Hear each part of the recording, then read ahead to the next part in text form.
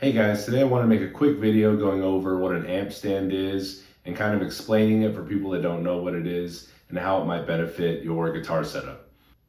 So first of all, let's address what an amp stand is and how it could possibly help you.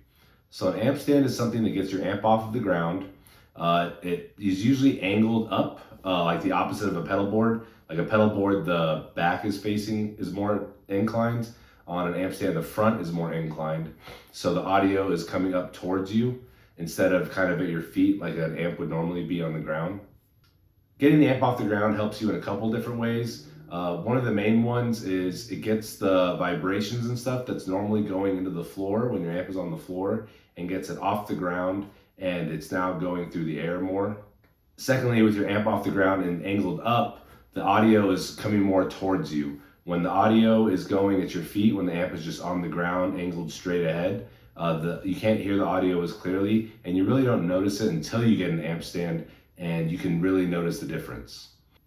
I've had my amp stand for a while now, and I can hear it more clearly and more directly, even at lower volumes than when I just had it on the floor. So besides getting the vibrations off the floor and angling the audio towards you, it also keeps it from falling over as easily. It's pretty hard for an amp to fall when it's just on the ground anyways, but it's in a much more stable position when it's in an amp stand. So like for an example, if you're gigging with an amp and you have it on the floor on a stage, a lot of time underneath those stage, they're hollow. So a lot of the vibrations are going into the stage and underneath it into the empty space. Or if you had an amp stand, all that vibration would be more projected into the air and towards the audience instead of through the stage. That concept also applies in your home when you're practicing, especially if you're on a second floor, because you're not on a cement slab like you would be on a base floor.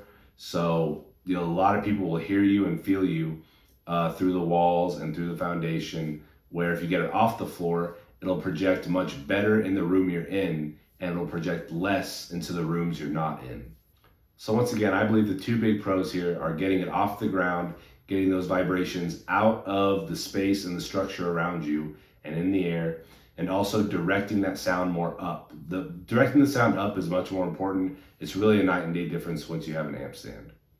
So I have a Boss amp stand. It's kind of one of the more expensive ones. I think I paid like 60 bucks for it, but I really wanted that amp stand because I have a Boss Katana amp, and the Boss Katana amp has a lot of inputs on the back.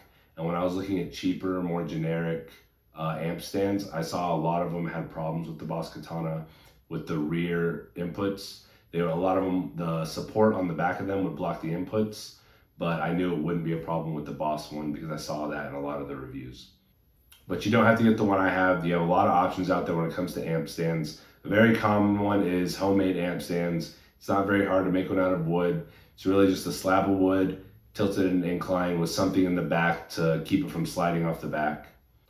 A lot of times you can make an amp stand just out of furniture in your room. That's why a lot of people in their rooms, you'll see they have amps on cabinets or bookshelves or something like that. It really gets it off the ground and has the audio more at your level than at your foot level.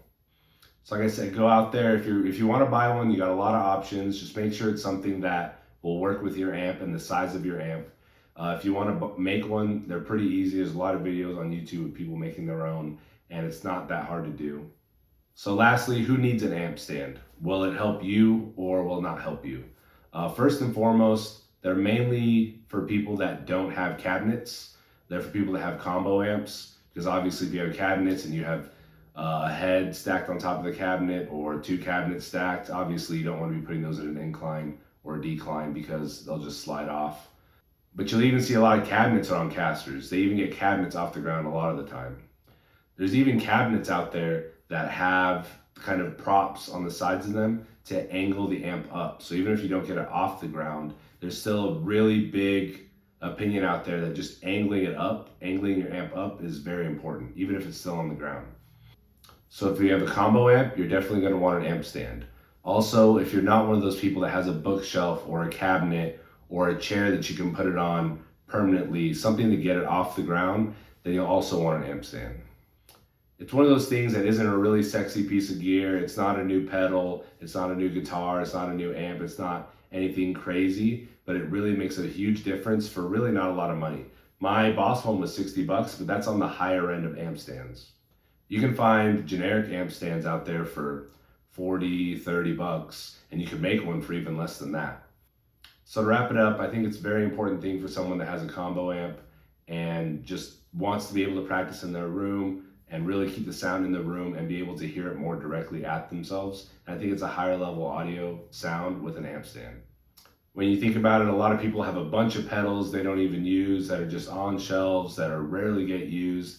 And for less than a pedal, you can get yourself a good amp stand that will really drastically improve your audio quality.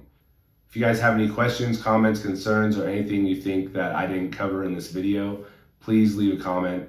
And as always, guys, please like, subscribe, and I'll see you guys in the next one.